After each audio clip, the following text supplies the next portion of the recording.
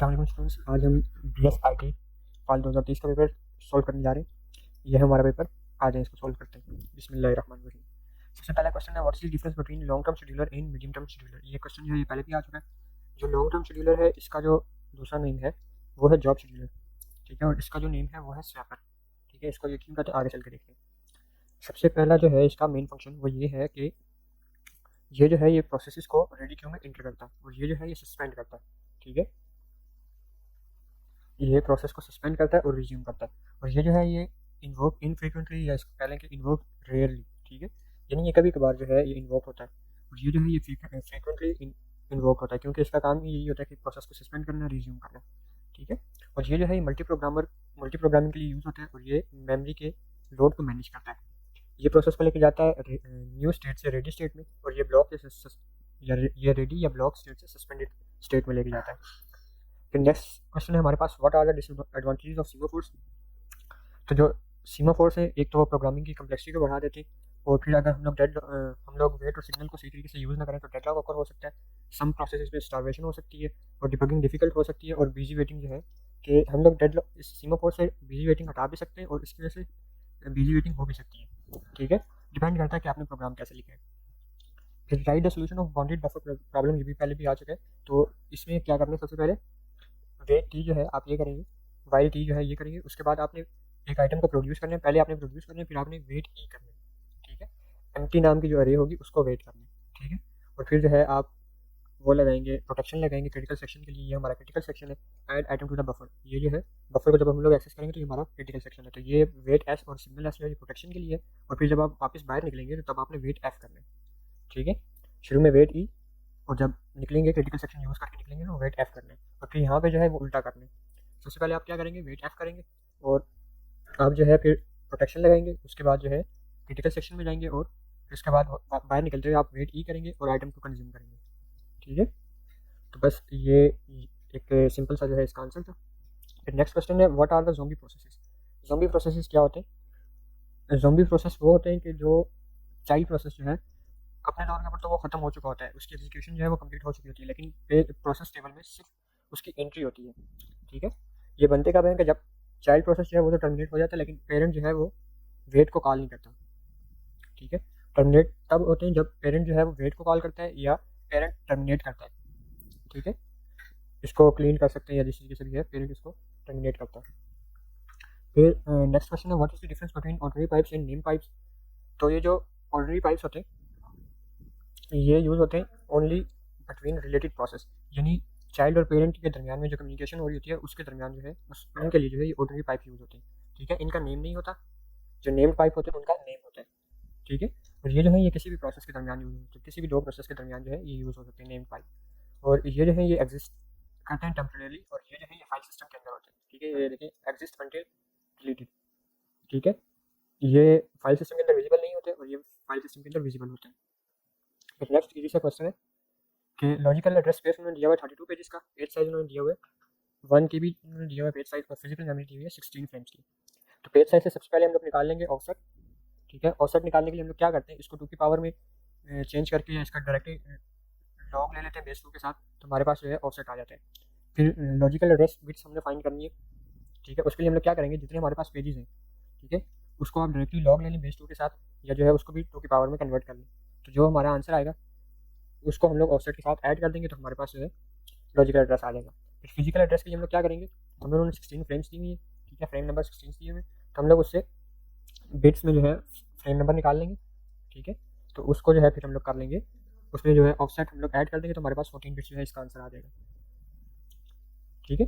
फिर ये नेक्स्ट हमारे पास एक लॉन्ग क्वेश्चन है, ठीक है, वो भी तकरीबन ऊपर वाली की 3 है। इसमें उन्होंने वर्चुअल एड्रेस स्पेस दिया हुआ है, ठीक है। ये दो चीज़ें जो है ये आपने देख लेनी है, एक वर्चुअल एड्रेस स्पेस होता है और एक होता है वर्चुअल एड्रेस होता है, ठीक है। वर्चुअल एड्रेस और लॉजिकल एड्रेस एक ही बात है। तो वर्चुअल एड्रेस स्पेस कितनी दी हुई है उन्होंने, 6 बिट्स की दी हुई है, ठीक है। 6 बिट्स यानी 2 रेज़ पावर 6, ठीक है।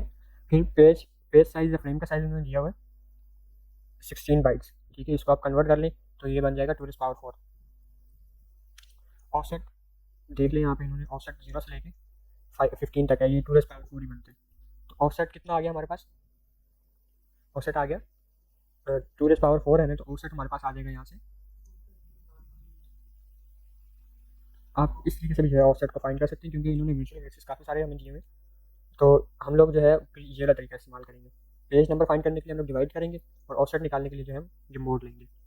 ठीक है, वैसे जो ऑफसेट का फार्मूला होता है उसके लिए हम लोग क्या करते होते हैं कि जो हमारा पेज साइज होता है उसी को ही हम लोग 2⁻ में लिख लेते हैं। ठीक है, तो देखें, तो हम लोग पहले इसको डिवाइड करेंगे, तो हमारे पास पेज नंबर आ जाएगा। वर्चुअल एड्रेस को हम लोग जब डिवाइड करेंगे तो पेज नंबर आ जाएगा। यानी जब हम लोग इसको डिवाइड कर रहे होते हैं ना, तो जो वैल्यू ऊपर होती है, ठीक है, क्वेश्चन में जो होती है वैल्यू, वो हमारा पेज नंबर होता है, और जो रिमाइंडर होती है वो हमारा ऑफसेट होता है। ठीक है, तो आप 20 को डिवाइड करेंगे 16 से, वन टाइम में हो जाएगा। वन टाइम में हो जाएगा तो आंसर जो आएगा, रिमाइंडर जो आएगा वो 4, वो हम लोग यहाँ पे लिख देंगे। इसी तरीके से जो है वो 16 2 जार, ठीक है, करेंगे तो ये आ जाएगा, और जो बचेगा हमारे पास रिमाइंडर जो आएगा वो यहाँ पे आ जाएगा। फिर इसी तरह फ्रेम के लिए हम लोग फिजिकल एड्रेस निकालने के लिए क्या करेंगे, इसको हम लोग डिवाइड करेंगे, सॉरी, इसको हम लोग मल्टीप्लाई करेंगे 16 के साथ। ठीक है, फ्रेम नंबर को हम लोग मल्टीप्लाई करेंगे 16 के साथ, तो उसमें जो है हम लोग ऑफसेट को ऐड कर देंगे, तो हमारे पास फिजिकल एड्रेस आ जाएगा। तो हमने जो है बस ये फिजिकल एड्रेस निकाल के देना था। फिर ये नेक्स्ट क्वेश्चन है हमारे पास, इसमें इन्होंने डी की जो वैल्यू है वो नहीं दी हुई, तो डी की वैल्यू हम लोग 0 रख लेते हैं, उससे फिर हम लोग उसको सॉल्व करते हैं। तो देखें, सबसे पहले हम लोग मैक्स में से एलोकेशन को हम लोग माइनस करेंगे, तो हमारे पास जो नीड मैट्रिक्स है वो आ जाएगा। तो हम लोग उसके लिए क्या करेंगे कि सबसे पहले हम लोग P0 को एग्जीक्यूट करेंगे, क्योंकि उसकी जो नीड है वो हम लोग अवेलेबल के हिसाब से फुलफिल कर सकते हैं। तो सबसे पहले हम लोग P0 को एग्जीक्यूट करेंगे, तो उसकी जो एलोकेशन होगी वो हमारे पास जो है आ जाएगी, यानी वो भी हमारे पास ऐड हो जाएगी अवेलेबल में, वो हमारा नेक्स्ट अवेलेबल होगा। तो बी के इंस्टेंस कितने थे, यहाँ पे 5 थे। सी के इंस्टेंस कितने थे, 2, तो वो यहाँ पे आ जाएंगे हमारे पास। फिर उसके बाद जो है हम लोग ये 3 जो है ये एग्जीक्यूट नहीं कर सकते, हमारे पास क्या बच गया, P3 बच गया। P3 को हम लोग एग्जीक्यूट करेंगे, क्योंकि इसको हम लोग फुलफिल कर सकते हैं। ठीक है, ये हमारे पास जो है वो नेक्स्ट था, मतलब नेक्स्ट अवेलेबल जो हमारे पास था वो ये था, तो हम लोग इससे इसको फुलफिल कर सकते हैं। तो जब हम लोग P3 को एग्जीक्यूट करेंगे तो इसकी जो लोकेशन है ये भी रिलीज़ हो जाएगी, और हमारे पास डी की जो है वो 2 इंस्टेंस डी के आ जाएंगे। फिर ये सी के कितने थे हमारे पास, 3, और ये 3 जो है ये दोनों रिलीज़ होंगे, तो हमारे पास कितने हो जाएंगे, इसके 6 हो जाएंगे। फिर नेक्स्ट जो है हमारे पास बी था, बी के 6 थे, और यहाँ से भी 6 जो है ये भी रिलीज़ हो गए, तो हमारे पास जो है ये 12 आ जाएगा। फिर उसके बाद देखें कि हम लोग किसी को भी जो है आप सॉल्व कर सकते हैं। ठीक है, इसको भी फुलफिल कर सकते हैं और इसको भी फुलफिल कर सकते हैं। ठीक है, तो आप फिर अब इन दोनों को जिस तरीके से आप करना चाहें उस तरीके से कर सकते हैं, इनको एग्जीक्यूट कर लें। तो सेफ सीक्वेंस जो है एक ये सीक्वेंस है, बाकी कोई और भी हो सकती है इसकी सेफ सीक्वेंस। ठीक है, लेकिन पहले जो है P0 और P3 ये जो है वो सेम रहेंगे, उसके बाद आगे वाले चेंज हो सकते हैं। तो ये नेक्स्ट क्वेश्चन है, इसमें हमने क्या करना है कि एक जो है हमने फंक्शन बताना है, कौन से फंक्शन से जो है हम लोग थ्रेड बनाते हैं। ठीक है, यूज़र लेवल थ्रेड बनाते हैं, और उसकी फिर एक एग्जांपल बतानी है कि आपने 4 थ्रेड को क्रिएट करना है और एग्जीक्यूट करना है। सबसे पहले हमने क्या किया कि लाइब्रेरीज को इंक्लूड किया, उसके बाद जो हमने एक कॉन्स्टेंट डिफाइन किया नंबर ऑफ थ्रेड्स 4 के लिए। उसके बाद हमने एक फंक्शन बनाया जिसके जरिए हम लोग थ्रेड को एग्जीक्यूट करेंगे। ठीक है, तो फिर ये हमने इंट मेन के अंदर आए और एक अरे बनाई है, जिसके अंदर जो है हमने ये जो है 4 ये हमने तकरीबन यहाँ पे पास कर दिया। ठीक है, कांस्टेंट के नेम के साथ हमने इसको यहाँ पे पास कर दिया। कांस्टेंट और वेरिएबल जो है वो तकरीबन एक ही तरह से काम करते हैं, लेकिन यहाँ पे देख लें हमने डिफाइन का कीवर्ड यूज़ किया है हैश के साथ, और हमने इक्वल का साइन नहीं लगाया। ठीक है, ये जो है ये काउंटर है। ठीक है, ये क्या करता है, कोड को जो रिटर्न कोड होता है वो हमें मतलब रिटर्न करता है, जैसे प्रोसेस जो है वो एग्जीक्यूट हो गया है या नहीं हुआ, वो ही हमें रिटर्न करेगा। ठीक है, अब ये लॉन्ग आई के नाम से हमने एक लूप काउंटर बनाया है, ये क्या करेगा, ये इंक्रीमेंट करेगा। ठीक है, और ये जो है हमने बस इसको बता दिया कि हम लोग 4 थ्रेड्स जो है वो बनाने लगे। ये बेसिकली लिखा हुआ है सी लैंग्वेज में। ठीक है, आप इसको चाहें तो C++ में भी लिख सकते हैं। तो सी लैंग्वेज में हम लोग क्या करते हैं, %d का और printf का यूज़ करते होते हैं। यहाँ पे भी हमने ऊपर भी printf और %d यूज़ किया। %d जब हम लोग यूज़ करते हैं तो उसके बाद जो है हमने वेरिएबल का नेम लिखना होता है कोमा के बाद। ठीक है, अगर इसी को ही हम लोग C++ में लिखें तो ऐसे लिखेंगे सी आउट। ठीक है, इसके बाद जो है आप यहाँ पे लिखेंगे, ठीक है, ये लिखेंगे। उसके बाद जो है आप लिखेंगे 4। ठीक है, आपने शायद जावा पढ़ी हो तो आपको आइडिया भी हो इसके बारे में।